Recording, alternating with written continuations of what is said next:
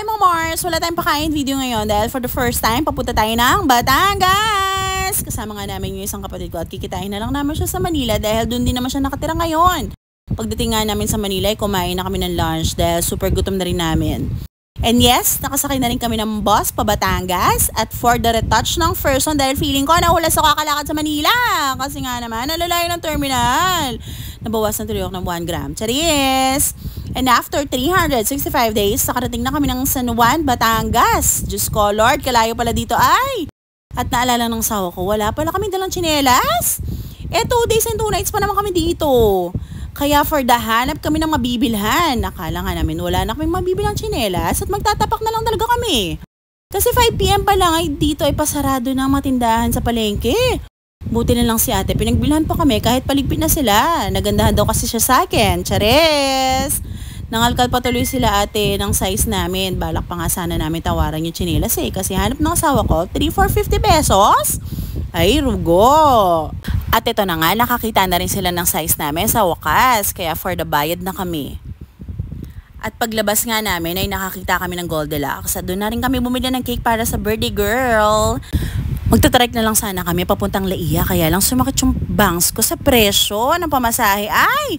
At naawa na siguro sa amin si Lord kaya nagpakita siya ng jeep para masakyan na namin. At alam niya kasing paubos na ang pera namin at baka di na kami makauwi. Ay! At sa mga oras na to ay pawis na talaga ako hanggang kasingit-singitan. Kakalaka, Diyos ko. At ito na nga, dumiretso na muna kami sa store ng pinsan ko at ng asawa niya before kami pumunta sa bahay nila.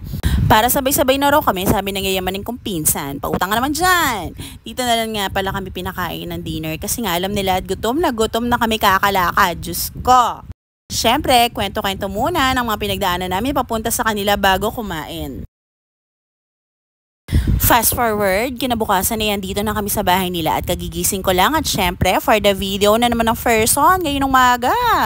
At bilang first time dito ay na-amaze ako sa lugar nila. Yung pagsilip mo sa bintana ay ang ganda ng view. Puro greener. Ay basta, puro kulay green na makikita mo dito. Dito ulit sa amin. Pagsilip mo sa bintana, Diyos ko, semento agad. And ayan na nga, gising na rin yung mga seniors ang kasama natin dito. And for the almusal na rin tayo bago mapagod. Kape and nilagang saging. May sarili din kasi silang puno ng saging dito. Kaya for daily saging din sila. Yes, sana all. Sayang nga, di man namin nakasama yung mga anak ko. Kasi nga, for the commute lang kami. Kaya iniwan na muna namin sila sa lola nila. At pagsilip ko nga sa likod bahay, nag-uumpisa na yung tito ko na magbukas ng mga buko. Porket may sariling puno, inubos ang bunga. Charis! At sa harap ng bahay naman nila ay nag-aayos na sila ng tent para sa mga darating nilang bisita. Kami kasi bisita lang eh. Dahil di pa nga ako busy sa mga oras na to, ay nag-tour muna ako sa lugar nila. Baka sakali makabili tayo ng lupa dito ay. Charis! And ito nga, nakita ko yung maganda kong tita. Sabi niya, ay naabutan ko nagluluto ng biko or kalamay.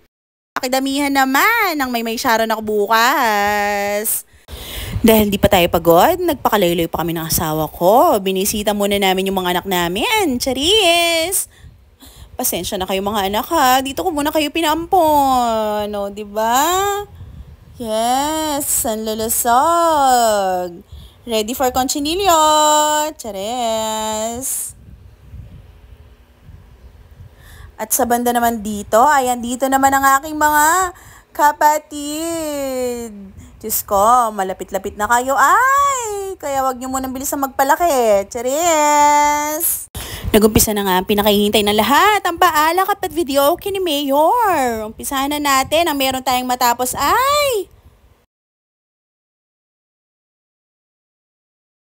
ang napakaganda kong pinsan at runner sa inuman representing Quezon City.